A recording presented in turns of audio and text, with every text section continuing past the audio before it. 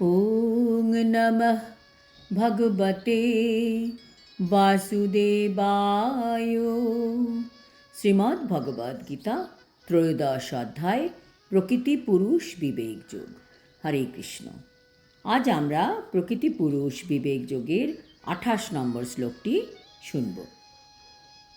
সমং সর্বেষু ভূতেষু তিষ্ঠন্তং পরমেশ্বরম বিনশ্যৎসু অবিনশ্যন্তম ইয়ঃ পশ্যতি স পশ্যতি। অনুবাদ: যিনি সর্বভূতে সমানভাবে অবস্থিত বিনাশশীল দেহের মধ্যেও অবিনাশী পরমাত্মাকে দর্শন করেন, তিনি যথার্থ দর্শন করেন। তাৎপর্য: উন্নত ভক্ত হচ্ছেন সমদর্শী।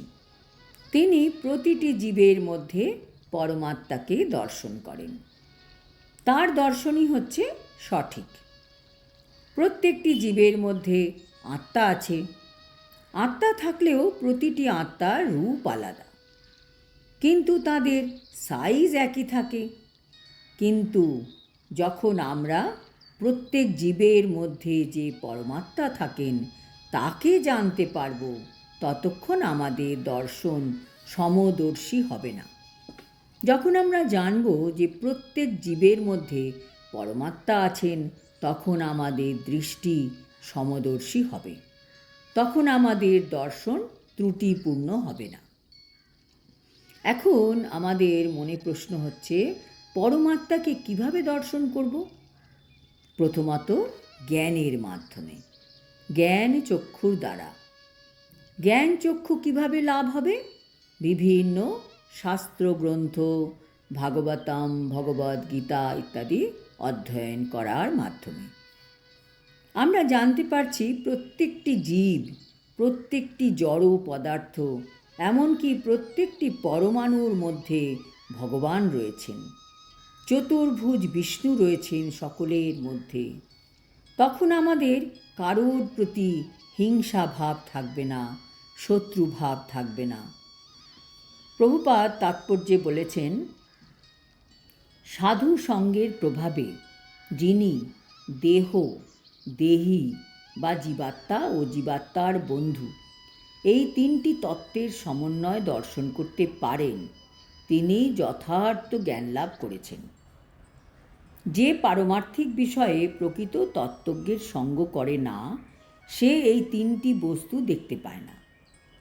যারা এই ধরনের সঙ্গলাভ করে না, তারা অজ্ঞ হয়েই থাকে। তারা কেবল দেহটিই দর্শন করে এবং দেহটি বিনাশপ্রাপ্ত হলে মনে করে যে সব কিছুই শেষ হয়ে গেল। কিন্তু প্রকৃতপক্ষে এটি সেই রকম নয়। দেহের বিনাশ হলেও আত্মা ও পরমাত্মা উভয়ই বর্তমান থাকেন এবং তারা অনন্তকাল ধরে অসংখ্য স্থাবর ও জঙ্গম দেহে ভ্রমণ করতে থাকেন।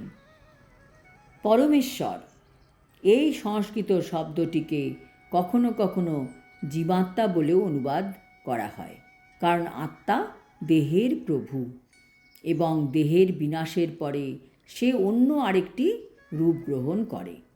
এইভাবে সে হচ্ছে প্রভু। কিন্তু অন্য অনেকে পরমেশ্বর শব্দটিকে পরমাত্মা বলে ব্যাখ্যা করে থাকেন। দুটি ক্ষেত্রে পরমাত্মা ও জীবাত্মা উভয়ই বিদ্যমান থাকেন। তাদের বিনাশ কখনো হয় না।